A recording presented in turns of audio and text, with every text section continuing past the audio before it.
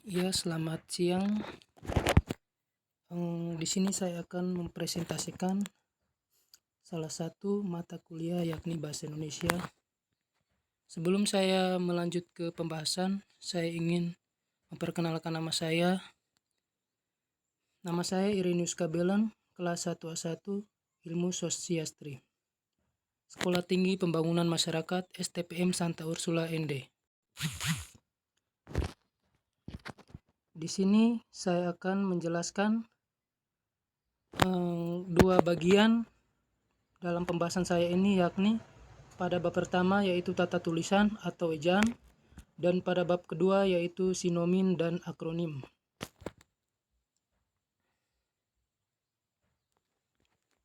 Bab pertama yaitu tata tulisan atau ejaan.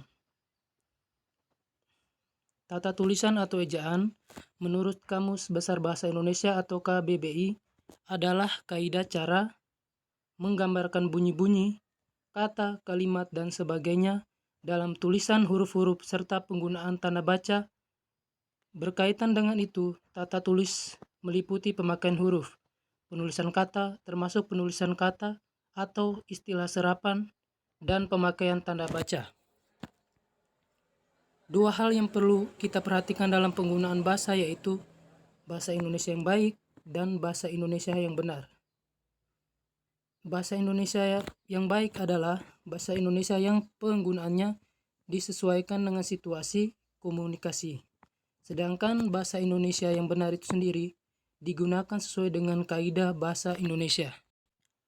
Setiap bahasa pasti memiliki perangkat sistem berupa kaidah. Kaidah dalam pengertiannya yaitu rumusan asas yang menjadi hukum atau aturan yang sudah pasti atau mutlak. Dalam bahasa Indonesia, kaidah meliputi tata tulisan, tata bentuk pilihan kata, tata kalimat, dan tata paragraf. Yang berikut yaitu pemakaian huruf.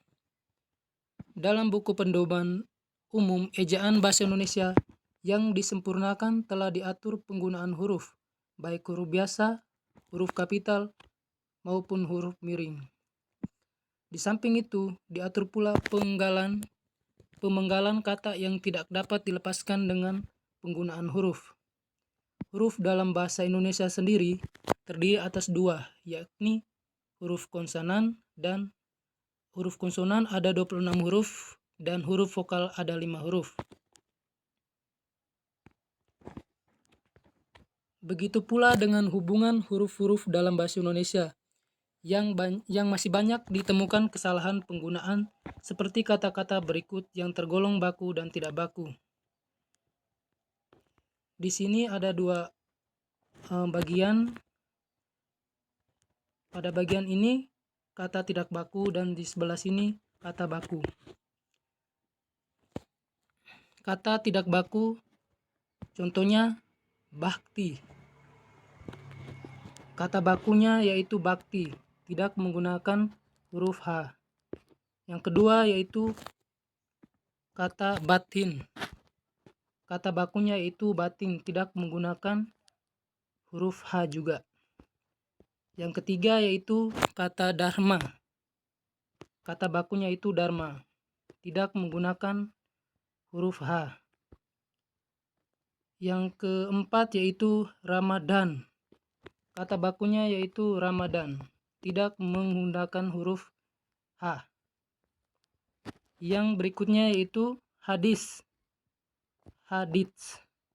Kata bakunya yaitu hadis, tidak menggunakan huruf T, sehingga dibaca hadis.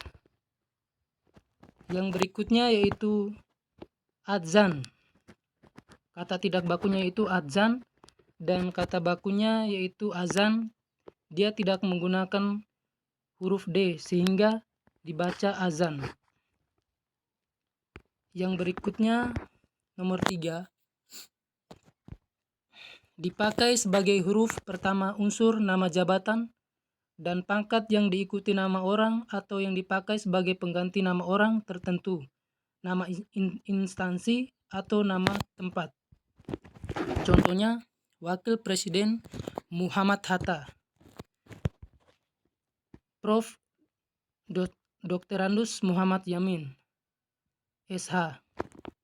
Gubernur Papua Barat, Perdana Menteri Nehru. Yang keempat yaitu dipakai sebagai huruf pertama unsur-unsur nama orang. Contohnya yang pertama Dewi Sartika. Dia menggunakan huruf kapital pada bagian awal nama orang. Dan yang kedua yaitu C. Simanjuntak. Dan yang ketiga Sultan Takdir Alis Sabana. Dan yang keempat Samratulangi. Yang berikutnya yaitu pemakaian huruf kapital. Huruf kapital dipakai pada 1. Sebagai huruf pertama pada awal kalimat. Contohnya dia seorang pekerja keras. Pada kalimat ini kita bisa lihat bagian awal kalimatnya digunakan huruf kapital atau huruf besar. Dan yang kedua yaitu para perwira di markas besar Kepolisian Republik Indonesia itu kebanyakan tamatan perguruan tinggi ilmu kepolisian. Nomor kedua yaitu dipakai sebagai huruf pertama nama gelar kehormatan, keturunan dan keagamaan yang diikuti nama orang. Contohnya Sultan Hasanuddin, Nabi Yusuf, Haji Agus Salim. Yang berikutnya penulisan huruf miring. 1. Huruf miring dipakai untuk penulisan judul buku, nama majalah, atau nama surat kabar yang dikutip dalam tulisan, termasuk dalam daftar pustaka. 2. Huruf miring dipakai untuk menegaskan atau mengkhususkan huruf, bagian kata-kata atau kelompok kata dalam kalimat. Yang ketiga, huruf miring dipakai untuk menuliskan kata atau ungkapan dalam bahasa daerah atau bahasa asing. Kita masuk pada bab kedua yaitu sinonim dan akronim. Dalam pengertiannya, sinonim adalah persamaan kata, singkatan nama orang, gelar, sapaan, jabatan atau pangkat yang diikuti dengan tanda titik pada setiap unsur singkatan itu.